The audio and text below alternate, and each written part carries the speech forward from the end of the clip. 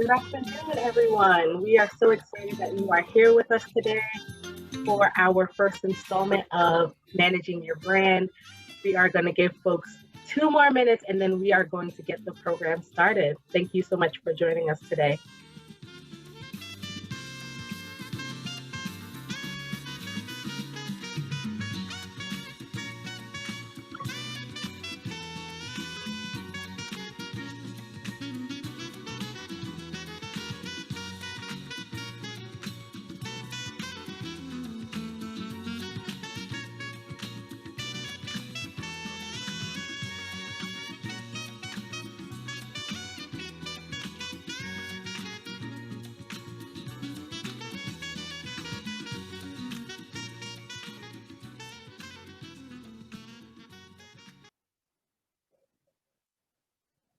All right. Welcome once again. I am Lakim Jamatics. I am one of the professional development co-chairs for the New York Urban League Young Professionals, and I am going to kick us off this afternoon. A little bit about the Urban League. The New York Urban League Young Professionals is the award-winning and nationally recognized young professionals chapter of the National Urban League's affiliate, the New York Urban League. We are a nonprofit organization serving the New York City metropolitan area with members in the New York and New Jersey area. Our members consist of over 200 Black and Brown young professionals across the area who not only strive to advance themselves personally and professionally, but are committed to being part of a deeply rooted movement that serves other networks of young professionals across the country. The New York Urban League Young Professionals' goal is to work together with our affiliate and other local chapters to eradicate social and economic inequities. And here's a little bit about the Professional Development Committee. Sorry, I am also allowing people into today's event. So excuse me if I pause for a little bit. The mission of the Personal and Professional Development Committee is to be a resource of expertise and a safe space for members from all facets of life and all stages in their professional career journey in need of personal and professional development, support, and guidance.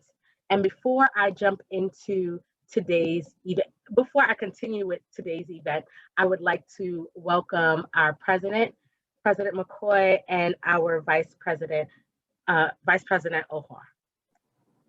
Good afternoon, everyone. I just wanted to welcome you to our event. This is our first kickoff of our Managing Your Brand event. As all of our members on the call know, the Professional Development Committee is a newly formed committee under this term, and we are so excited to see what we can do and how we can better support our members in their personal and professional development. As my two lovely coaches like to say, we are both here for your professional as well as your personal. So we thank you all for taking time out of your busy Saturday to hop on the Zoom call with us. And we thank our presenter for taking the time to facilitate this fireside chat with us. We cannot wait to learn more about how to manage our brand and go beyond just our profile. So thank you all for being here, and I hope you guys enjoy this session.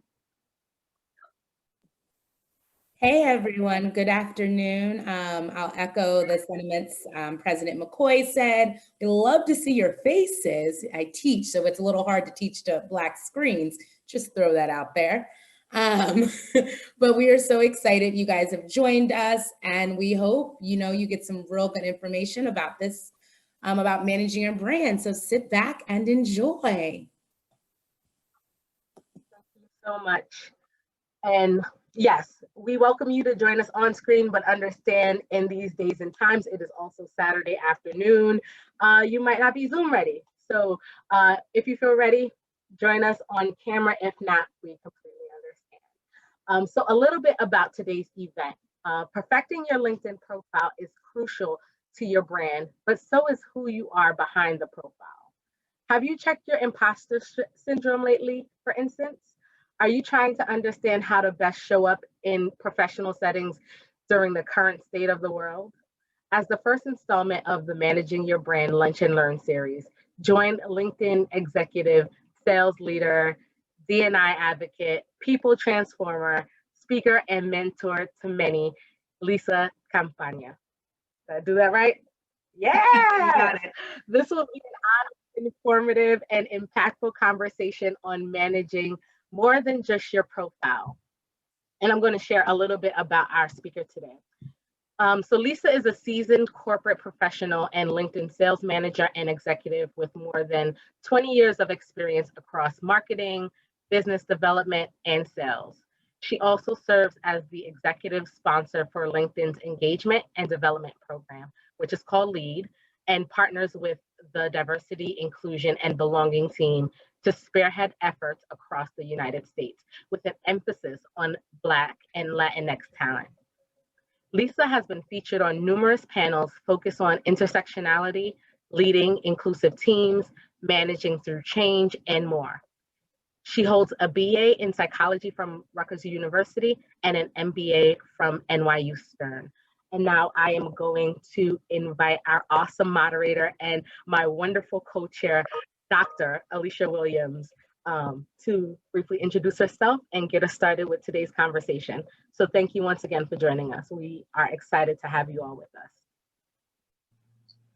Thank you for that, Lakimja. Happy Saturday, everyone. Whether you are brunching, lunching, sitting at your desk, in your bed, etc., we thank you for taking the time out to come and essentially investing in yourself and learning and growing and saying you wanted to perfect your craft and just be a part of a great conversation. So we're looking forward to your contributions as well when we get to the Q&A piece.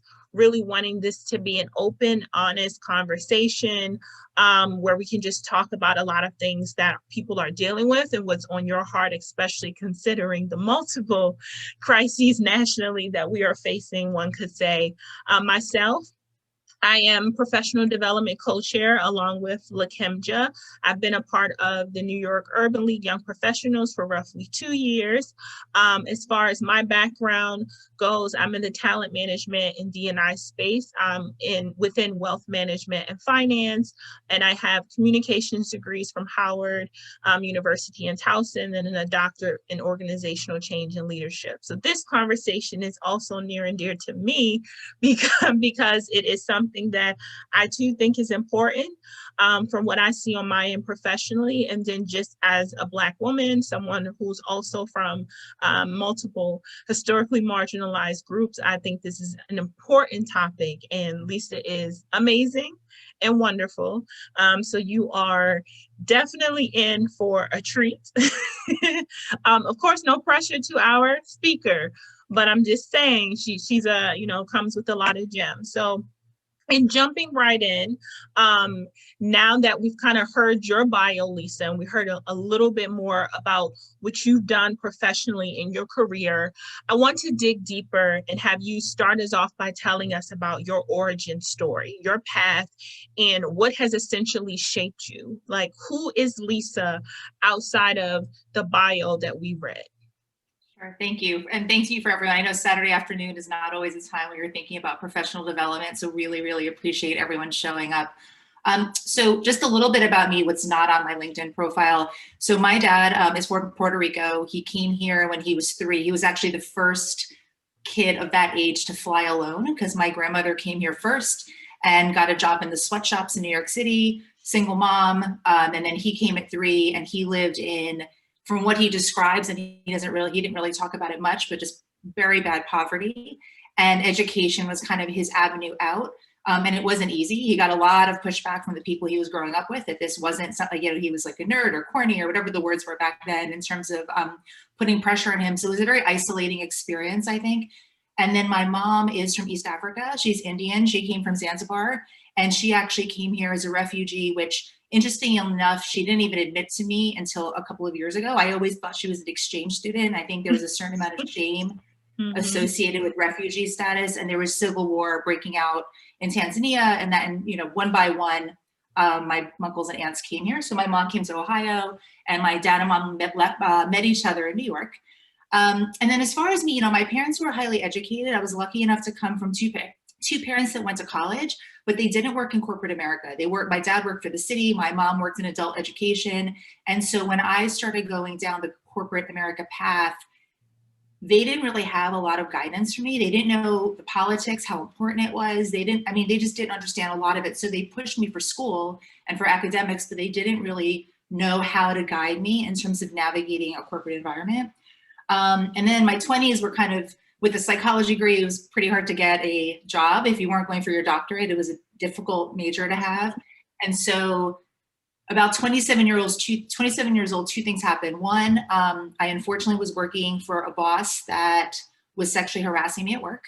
And I was in a really, really awful situation and terrorized by it. And honestly, in the 90s, the rules around that at work were very loose. It was not the way it is now, you know, and coupled with that, I was 27 and I was making as much as people coming straight out of college were making. So I wasn't really on a path forward.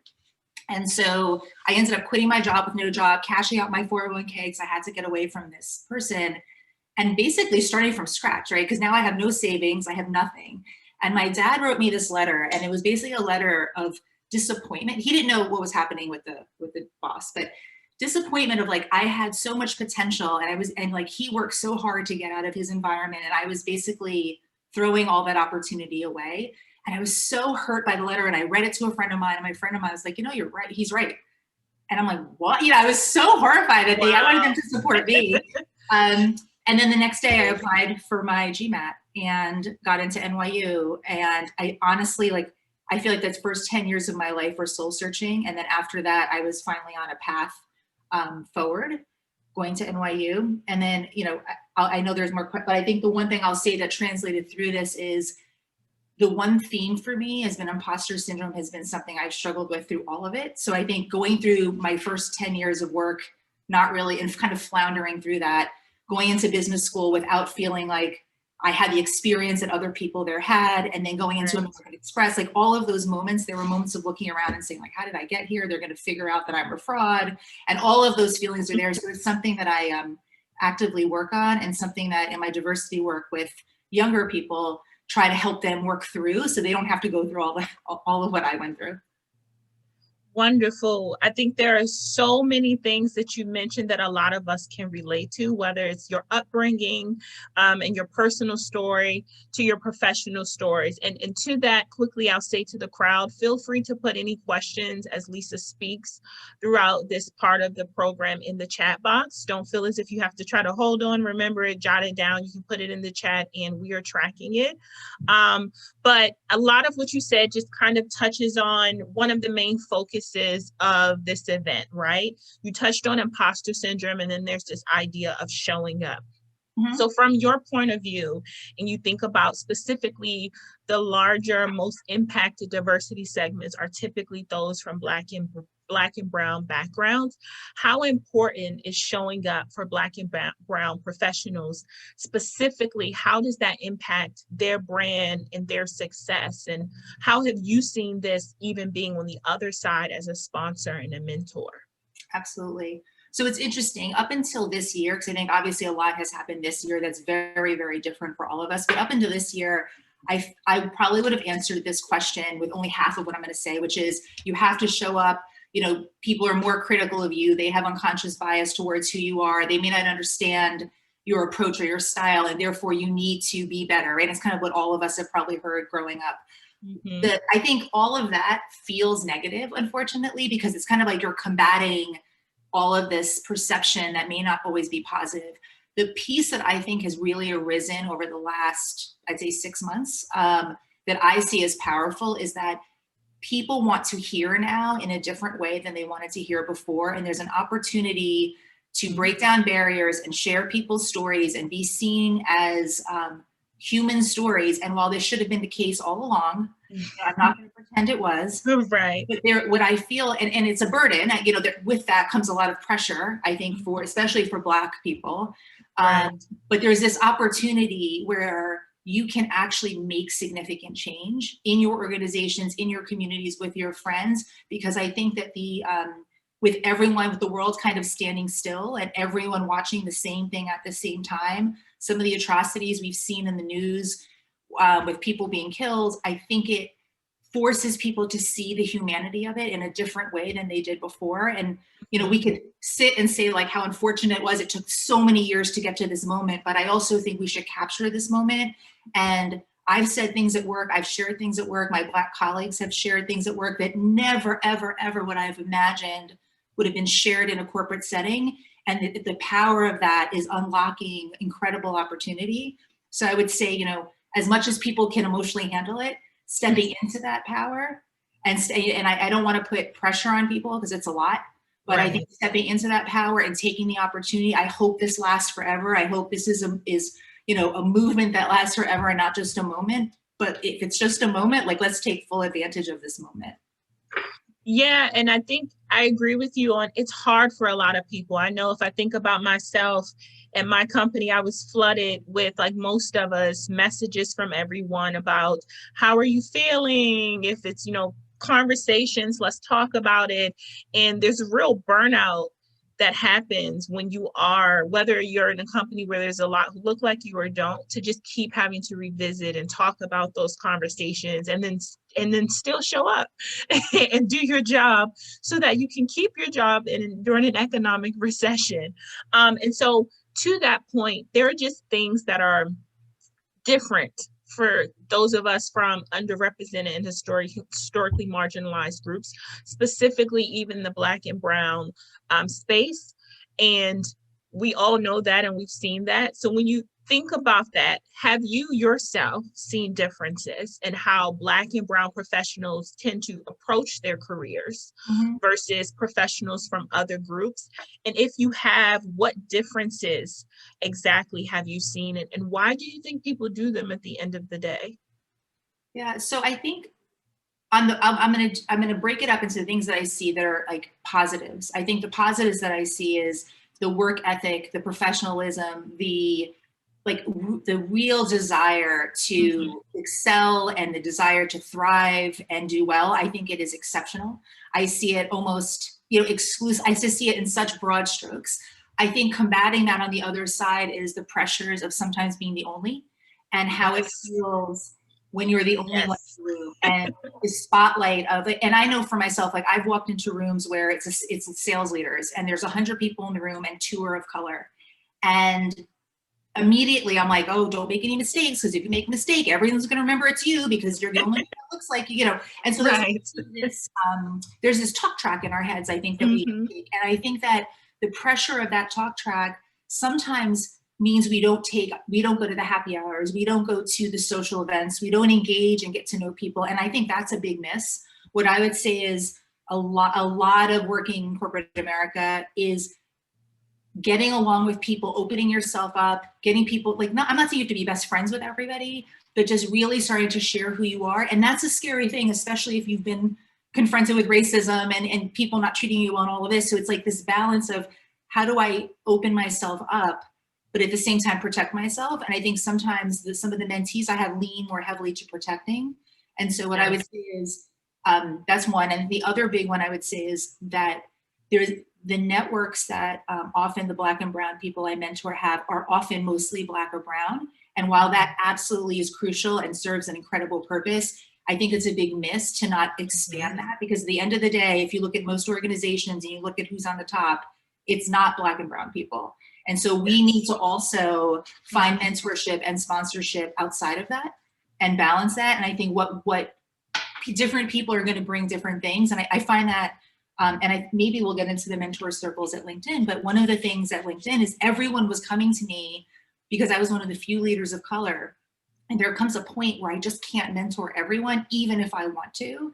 And so you have to realize a lot of the leaders of color are kind of tapped out, not because of intention or not wanting to, but there's a lot of people coming to them, and you would be at a disadvantage if you only relied on those people. So I would say expanding one's network beyond that would be another big one.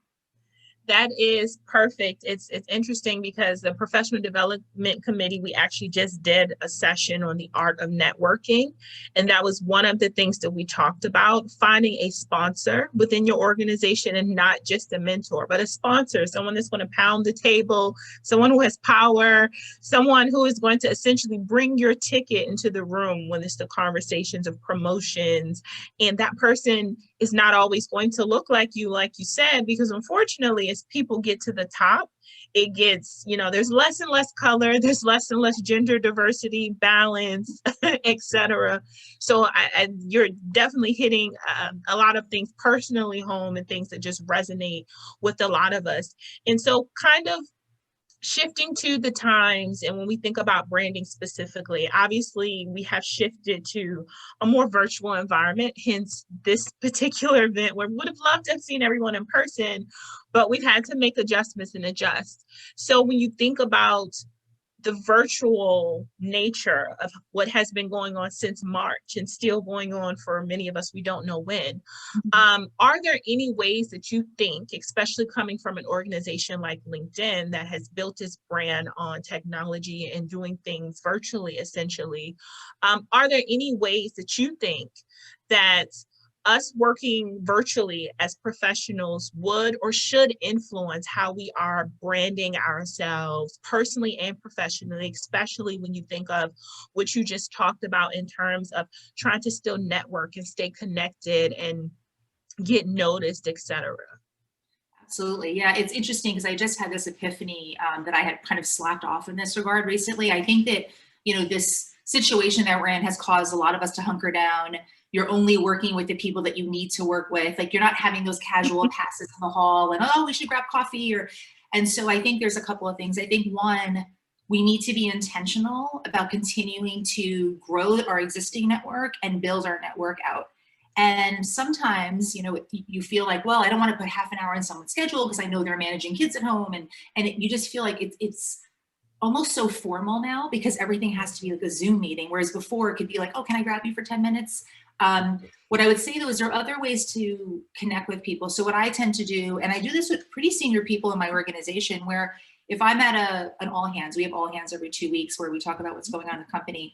If someone says something and I read an article about something they related to, or I really was excited to hear something, I'll just ping that person directly, regardless of the level they're at, and just send them something of interest to them, add value to them, not asking for anything. But what it starts to do is it starts to connect my name with something positive. And I try to do that multiple times, especially if it's someone I'm trying to eventually build a relationship. I try to do that multiple times so that at the point that I want to ask for that meeting, they've already seen my name associated with multiple positive interactions. So it's kind of like feeding it before I actually have an ask.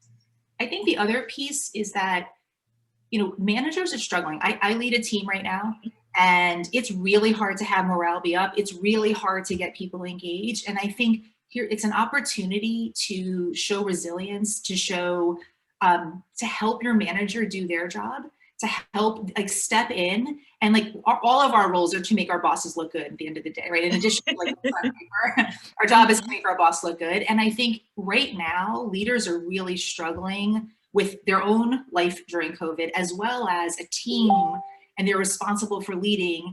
And I think there's an opportunity to step up there and maybe really distinguish yourself, right? The key here is to distinguish yourself amongst your peers. And then I think more kind of tactically, it's making sure that your back, things really, it's not really silly, but my husband's interviewing for jobs right now. He just left his company, part of a reorg. We sat on a Zoom. He was upstairs, I was downstairs. We were fixing his background. We did the bookcase, the standard background bookcase.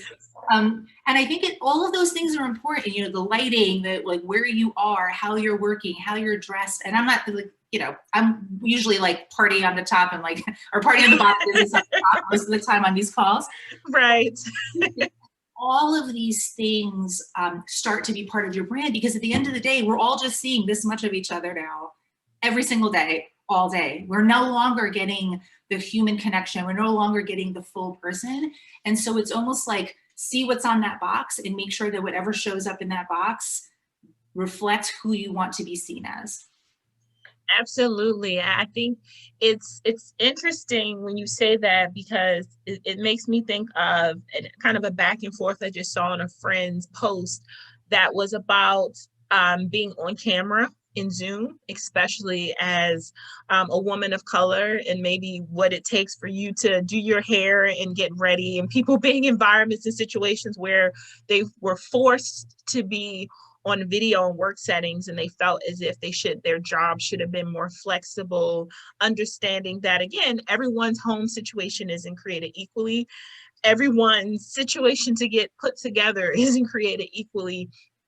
So that whole virtual piece and how to deal with that impacts us, I think, mentally a lot more than we think, because there's just so many pieces and dynamics that really dip into a lot of our communities. So if we dig a little bit deeper, and I know that you're very honest in sharing about your story and your trajectory and where you succeeded and things that you felt as if you failed at. We see the Lisa here that's successful, that's a mentor, a speaker, that's doing great things. But honestly, a lot of us are trying to figure out, how do we get around some of these mistakes? How do we get to where you are?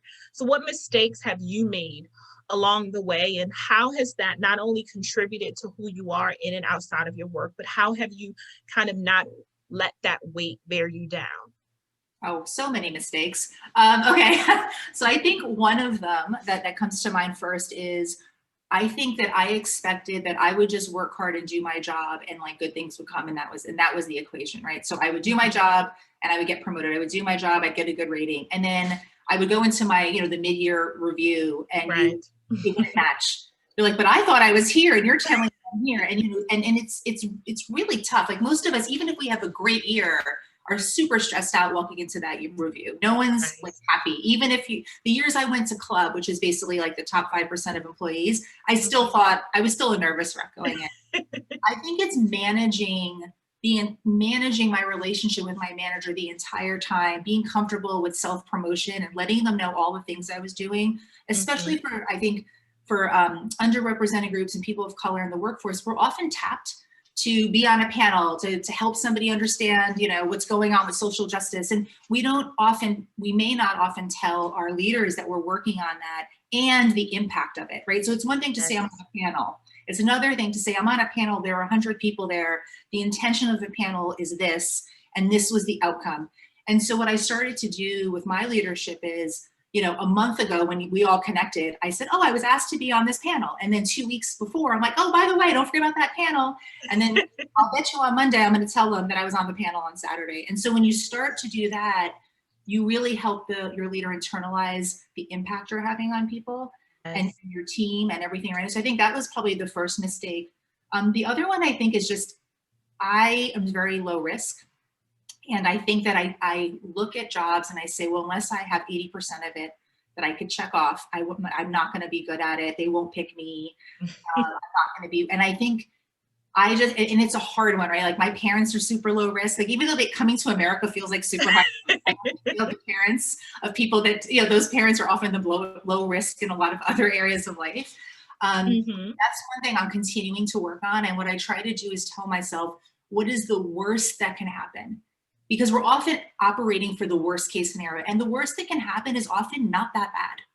And if you really say, what's the worst that can happen and what's the percentage likelihood that that's going to happen, you'll start to realize that it's actually maybe like a 5% likelihood of happening. And even if it did, you'd be fine.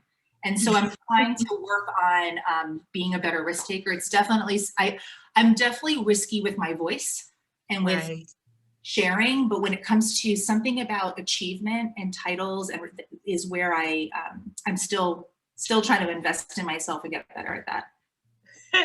Yes, and I think that is a lot of that is why we are here today, and kind of makes me think, actually going into this event, I had a couple people ask me, so what exactly is imposter syndrome?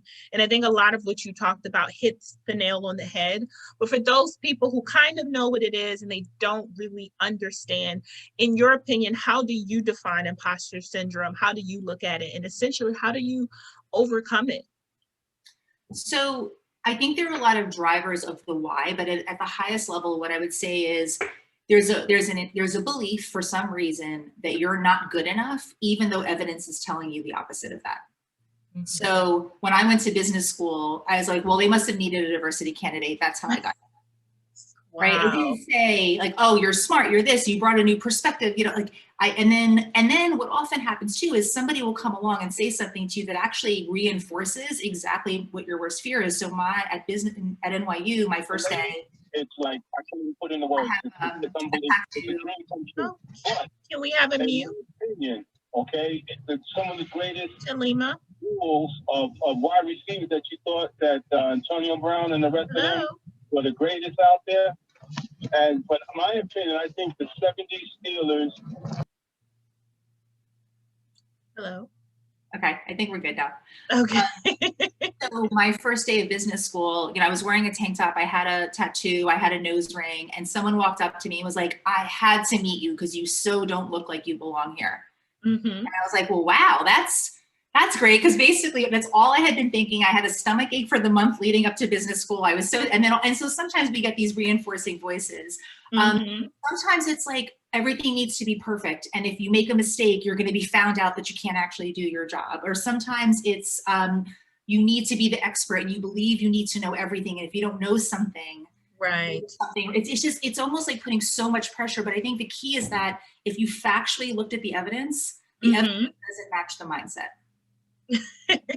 No, I think a lot of the thought of I'm not good enough or I'm not as good as I think I am can even be seen in the small things when you think about it. When someone introduces you, hey, this is this amazing person. She's the best cook. She's the best mom. And anytime you do the little, no, I'm okay. I'm not that great. That even counts as a part of imposter syndrome. So we probably do it in so many even small facets of our lives that we don't even think twice about it. And then especially in coming from the underrepresented communities. But that's a great point about going to school and then saying, wait, was I just a diversity candidate? Because I think I think of a lot of people feeling that right now, where a lot of people wonder is if they're getting jobs because they're checking boxes, when actually it's maybe you were always qualified and someone is finally paying attention. and so you say this because when you were introducing me, I gave you what to say, and I was like, oh, no, that's not me. And it's like, it shows you that you can't get it out of your head sometimes. At least you're the one that hands them all of the information about you. Get a grip. Exactly. No, exactly. So when you think about the spaces that you've been in, especially being a manager and having a team and having to manage through such unique times and trying to be intentional about so many things, your imposter syndrome and showing up, how are you going about making sure that you are confident enough to say whatever needs to be said rather than waiting to be called on, based, especially when you are typically the person in the room who is the one that only identifies how you identify? Yeah, it's not always easy. What I try to do is I try to strip out words that can feel emotional to sound more fact-based. And so as an example, right, there's a lot of, the other day when the news about Breonna Taylor came out and like basically not what any of us were expecting, I guess, or hoping for. Not my boss, my boss's boss called me and said, hey, I just wanted to check in on you and how are you feeling, right? And there's a moment to say, oh, I'm fine, And then I said, well, to be honest, my husband's Black, his family's from Dominica. I was like, to be honest, we're struggling, right? My husband doesn't want to go a lot of places anymore because he doesn't know if those places are safe for our family. And a lot of my girlfriends who are Black can't get out of bed today because they're in tears. They just can't physically do it. And I said, so honestly, while I may not be Black, the people that I love, so many of them are, and watching them in that pain is heartbreaking to me. And the fact that I can't do anything about it really hurts. And in saying all this, completely honest, I would never have said that 20 years ago. But there was no blame. There was no it was the fact. These are the facts of what is happening. The fact is husband feels this way. And I think stripping that away while being as genuine and as honest as you can is important. And I think the more brave you are, the easier it is to be brave going forward. And so there are these moments where you're kind of like, there's the PC answer that'll make everyone happy. And then there's right. the answer. And sometimes you can't give the real answer, right? And that's fine too, but deciding your risk tolerance for which path you're going to go down. And while I'm super risk intolerant when it comes to my career, I'm very risk tolerant when it comes to those kinds of things. And just saying, I've worked a long time.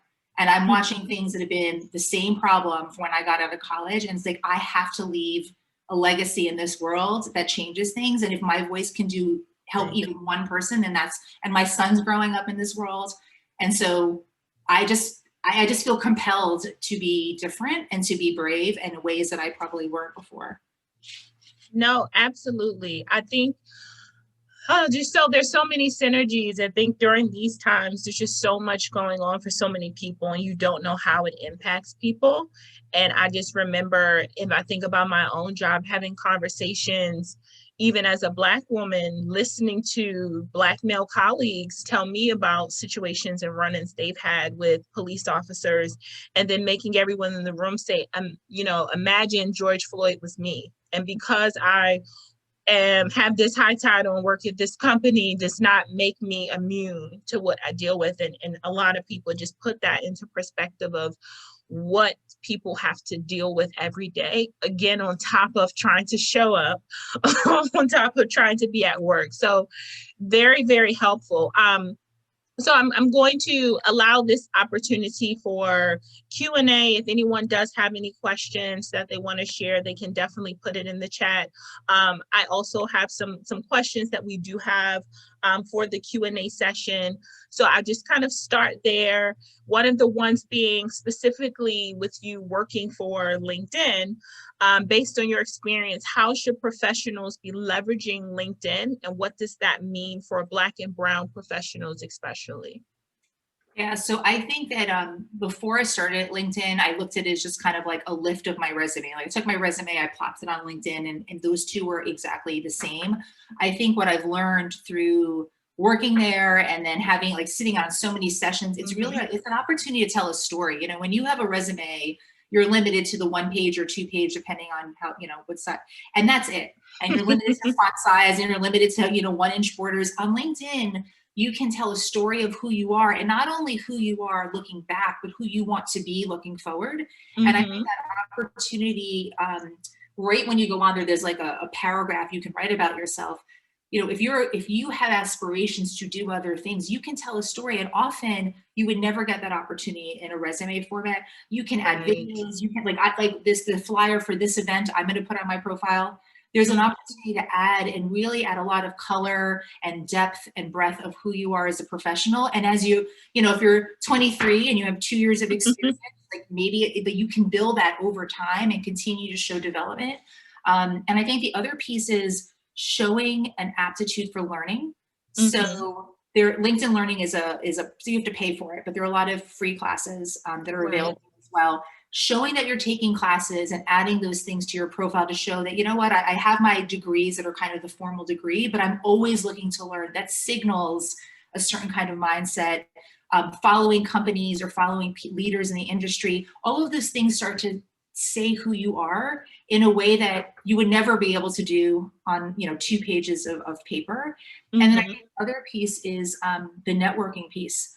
Right. So if you there's this network map that someone showed me where you list out who's in your network within your line of business, who's in your network, same company, but out of your line of business, and who's in your network that's not at your company at all. And what you often will see is everyone has a lot of people in their line of business. And as you move external, there's very few. And then you can start to say, well, who do I want to put in those slots? Who do I aspire to connect with? And map out and start to come up with a plan for yourself. And with LinkedIn, obviously, you can just find out someone who knows them, and eventually you get connected. And, I've had total strangers reach out to me because they've seen me, I went to Prudential and spoke to probably 100 interns. And someone reached out to me after that. And, we had 1 or 2 conversations. It wasn't a long-term relationship, but I think it's just an opportunity to connect with people you would never have access to on your own. So I think it's and I wouldn't wait till you're looking for a job. For me, it's something that you should be cultivating all of the time. And showing that you're a thought leader in your industry, in your space, in your job, posting articles about the, either topics that are of interest or industry topics. There's an opportunity to really showcase who you are and not wait for the, I've got to look for a job, so I'm going to go on LinkedIn. I would do it all the time. The same way people go on Instagram or, TikTok or whatever else.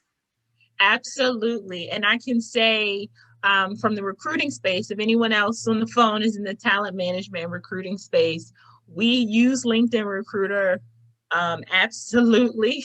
We put in the keywords. So, you know, put in your keywords if there's certain jobs that you're looking for. We put in all of those things. So that's definitely something that really, really is important. It's not, Lisa's, of course, works for the organization. It's not just talking, but also from the talent management recruiting side. She's hitting the nail on the head. So there's one other thing I forgot. I'm sorry, and this one's kind of important. The other thing I would say is I ask for recommendations that you can post on your profile. So my rule of thumb is every role I've had, after I'm out of the role, I try to get 2 recommendations.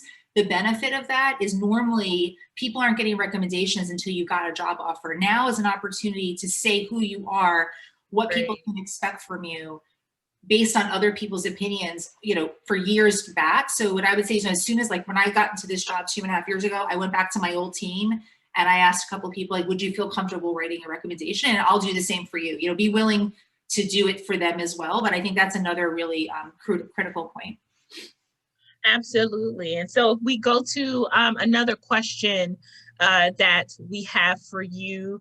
So this question is, how do you handle professional situations where you're the only one in the room and asked to speak for marginalized communities while having to make business-driven decisions? Yeah, this is a really, really tough one. I mean, first, I often say, you know, I'm a focus group of 1, right? I do not speak for every brown person that's out there. And so making sure that people understand that these groups are not homogeneous groups. Like, there's so much diversity within the groups themselves. But I also have actually tasked my leadership with, and I've used these words and not in a bad way, but I'm like, white people need to care about this too.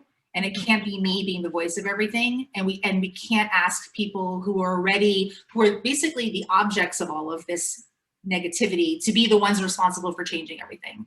And so I think that there's a pushback that you have to feel comfortable with. The other way, though, I feel like there's value is if there's an exchange. So if somebody wants me to be the voice of brown people in a situation, I have to be willing to ask for something in exchange because they're getting something from me. So what can I ask from them? Could it be, will you sit for half an hour and talk to me about a project you're working on? Could it be, could you introduce me to someone? But, you know, don't just give and give and give and feel so compelled that we have to be the voices of our communities, because obviously we want to care for our communities, but also think of what value we can extract and make it a more even relationship. Absolutely. And it's funny because when you think about situations like Pepsi and Kendall Jenner, and that marketing debacle or other things. And we will say, well, who was in the room? And you're like, I don't ever want to be in that situation. I know personally where someone is like, well, who was in the room? Well, who was the person of color in the room that said this was okay? But then you also have those business-driven factors that you have to consider in a leadership role. So another question that we have is, what advice would you give to people who have not actively worked on their brand before, but want to do so now to further their career? Mm-hmm. And then the second part to that question is, what advice would you give to someone who wants to pivot what their personal brand has been known as, if it hasn't always been positive? Okay, absolutely. So one thing I could share is I probably didn't even think about personal brand for the first 10 years I worked. So it's definitely something that it's never too late to start. I would say before you do anything, there's a lot of self-reflection. So really taking, it's almost like taking everything that's your brain and dumping it out. So one of the things I did is I put down every job I've had, what are the skills I acquired in those jobs, and what was I known for in those roles, and then said, is this what I want to be known for, or is this just what I was known for? Mm-hmm. And when you, and then really crystallizing, you can't be known for 15 things, right? It's just not reasonable. So it's probably 3 things that makes me, Lisa, unique from someone else. Really fine tuning, what do you think are the 3 most impactful things to be known for, where you actually are good at those things? Mm-hmm. It's going to be, you can go from good to great or continue to operating great. And then once you have that, as you build your brand, as you speak to people, give them examples, give them ideas that are mirroring what you want to be known for. So basically all of your networking conversations, like if I want to be known as a problem solver, a creative thinker, and a team builder, Right. All of my examples and all the things I should talk about should reinforce those things. And I would say practice saying what you want to be known for. Like if you meet someone like, oh, I'm what I really enjoy is building teams and transforming people's careers. You're telling them what to believe about you, and then you just have to back it up. So I think you have to though really reflect on that, because sometimes we try to do everything well and we can't. It's not reasonable. And there are other things I would say also is ask the people around you, your trusted people, to give you, you know, a couple of words to describe that are positive about you and a couple of words that are kind of opportunities, and ask and try to figure out people that would really tell you the truth. Because I think part of understanding your brand and then figuring if you want to pivot is really knowing what it is. And if it's only what's in our head, that may not be what's actually out there. So what I had done for my team, we did a whole exercise in personal brand, is I actually did an anonymous survey and I sent it out to everyone else, all of our team members and our cross-functional partners. And it was like three positive words of what they're known for, 3 words that are like areas of opportunity. And then I did a word cloud. And there was a woman on my team where all her words were like, works hard, long hours. And I said, well, is this what you want to be known for? Do you want to be known for working really long hours? Do you want to be known for being super strategic and like driving incredible business results? And she realized that what she had been signaling was all the working hard. Nothing's wrong with working hard. Right. Working hard in isolation Yes. isn't really a brand necessarily, right? It's working hard because of, and what's the other word? And so I think doing exercises like that, where you can see where you are and then figure out your path to go where you want to be. That is absolutely great advice. It's essentially telling your story. It's something that everyone probably needs to, we all need to just practice, get advice and practice. And so if we kind of go into your brand in relates to going back to school, which you spoke about, we have the question of before applying, when it comes to branding yourself before applying to business school, what are your thoughts there, and how to make your degree work for you while in school after you graduated? Yeah, so I think from the branding perspective, it's similar in terms of the self-assessment. What I would say though is, you know, business schools are not looking for, if there are 300 people, they don't want 300 people that are exactly the same, that all studied finance. Like, so if I looked at any one of our classes, there were probably 20% that had non-traditional backgrounds, 30% was investment banking, 30% was consulting, and whatever's left was probably marketing. I think coming up with really understand what makes you unique. You know, there's the resume. My resume was not super strong going into business school. Like I didn't have top-notch companies on my resume. I didn't have incredibly big. What I had was this story, and the story was around the importance of education and transforming my family, and my mom being able to leave civil war, and my dad working himself out of poverty. And what I had was a mindset that they said, well, this mindset's really going to expand the classroom. What they want in business school are people that are going to not only listen to the professor and learn, but elevate all the students around them.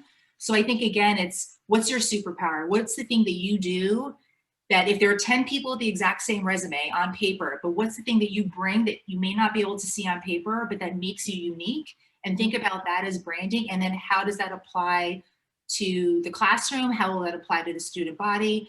And then, you know, these schools all want people that are going to be successful when they leave. So think also about, what do you want to do with the degree? What's the degree going to unlock for you that's going to drive success? And success doesn't need to mean to be the CEO. Success can mean a lot of things, but being really crystallized on the story of, this is who I am to date. I believe this degree is going to help me, and then this is where I'm going to go. And again, it goes back to the storytelling. I think it's a really, it's just so important. And practice it with people who are not in the business world, because then you really start to make it like, get all the jargon out and the acronyms out and all the stuff that nobody if your parents or friends or who aren't working in the same field can understand it, it starts to become really compelling. The other thing I was going to say, and this goes to both questions, is that one of my leaders once shared with me this advice that I use all the time. And he said, when you speak to a group of people or when you're presenting yourself, what do you want them to know? How do you want them to feel? And what do you want them to do? And if you keep those 3 top of mind, it'll guide everything about it, right? So if you think about this, it's like, well, what do you want them to know? I want them to know I'm absolutely qualified. I'm going to add value to this program. And it's a no-brainer to get me to come in, right? I want them to feel excited about me as a candidate versus the 20 other people they're going to interview. And what I want them to do is get me say yes, right? Yes. And so if you think about that, then you can start building how you show up. And for me, it's like, I think of those 3 sentences every time I speak to a group, because I get so nervous speaking in front of a group. Like the level we of wouldn't know. We would not. We have no idea. We spoke a few times before. I get so nervous speaking in front of groups, and if you keep that in the back of your mind, it helps you stay on track and feel. And also, you know that you did well, which I think then goes back to the imposter syndrome. It helps break down some of the imposter syndrome because you set up your own measurement, and then you say, you know what? I actually feel like I did what I was intending to do. We love it. No, feel, do. It's locked in right now. And so, in kind of staying on the business school topic, especially since a lot of people are either pivoting there because it's their long-term dream, they want to advance themselves, or maybe they see what's happening in the world right now as a time to go back. How can you use LinkedIn for and this is a question that we have, just paraphrasing it, how can you essentially use your LinkedIn for grad schools or a job, back to that piece, so that your profile is kind of at the forefront to be seen? Yeah, so I think I can share with you just kind of like how to, you know, make your profile really robust and exciting. I'll send you a link for that. What I would say is, you know, building out the network, finding people that went to the schools that you're interested in, and starting to make connections there, and finding out like, what was your experience like? What made Dartmouth unique? What made Columbia unique? Why did you pick that school? And starting to build that network, because one, alumni are very influential in, you know, they may help interviews, getting recommendations, all that. The other piece is you're going to be so much more knowledgeable. Like when I went to my I applied to NYU and Columbia. I didn't get into Columbia. And when I went to NYU, their question was, why do you want to come here and not Columbia? Because there's so much competition between those 2 schools. And I had to know the value proposition that NYU provided that was different than Columbia. They're both incredible schools. And so I think that the networking helps you really, one, understand what you want to do, right? Because maybe it's a really conservative school, or it's a school that only does finance and you want to do something else. And like, maybe you learn it, like it helps you narrow it down, but I think it also helps you sound more credible and more, because they want to accept people that are going to say yes. Right. And so if you have to show why NYU, not Columbia, not, you know, whatever other schools are on the list. And so I think the networking is really important. And then I think just, again, it's just blowing out every piece of LinkedIn. So when they look, they're like, this person is a professional, right? It's like they're using the right words. They're showcasing who they are. They're action oriented. They have a growth mindset about things. Like, you want to really just showcase your best self. It's one of many things, but, you know, every time you meet someone, you Google them, and LinkedIn is one of the top things. Like, be in control of that story. Yes. And don't let all the other things that might pop up there be the first thing that shows up on the list. And that is a great plug, because our committee will be sharing some continuing education information. So look out for that. So thank you for kind of helping us with our plug.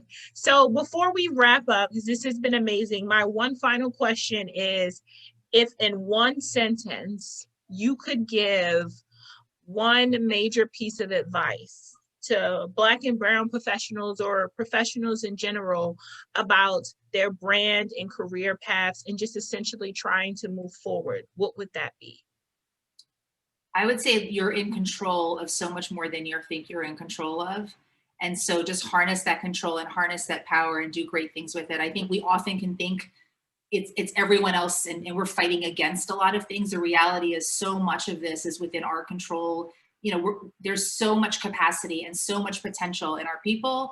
And I think, you know, it's limitless what could be accomplished, right? So I think it's just harnessing it, taking control over it, owning it, and then never being afraid to ask for help along the way.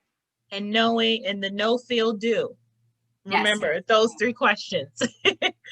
Thank you so much. We will, I think someone just asked if Lisa, you said you're going to send the link to me about LinkedIn, and we will share that with the attendees. So I'm just going to turn it over to my co-chair, Lakimja, who's going to wrap us up today. And again, just from my end personally, saying thank you for joining us. But Lakimja? Hi, and thank you all who was able to stay on and join us. I am highlighting our Instagram page, and I am also dropping in the chat a link to our upcoming events. And so as you can see, we are pretty busy. So today we had Managing Your Brand.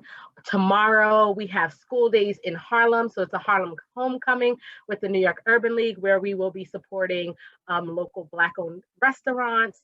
On 10/27, we have our new members orientation / interest meeting. On October 28th, we have the Young Professionals Wind Down, Dating During COVID, and you'll get a chance to meet all of the committees.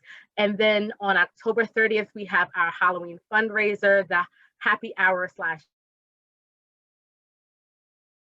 game night. It is $5 to help us support the Whitney M. Young Scholarship. And on 11/14, we have the HBCU College Fair with the New York Urban League. And we also have our National Day of Empowerment events on the 10th and the 11th. Look out for that information.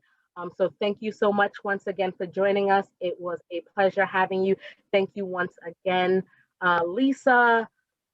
Alicia, great job. Wonderful questions. I feel like we need a part 2. I feel like it's not undone, like we need more.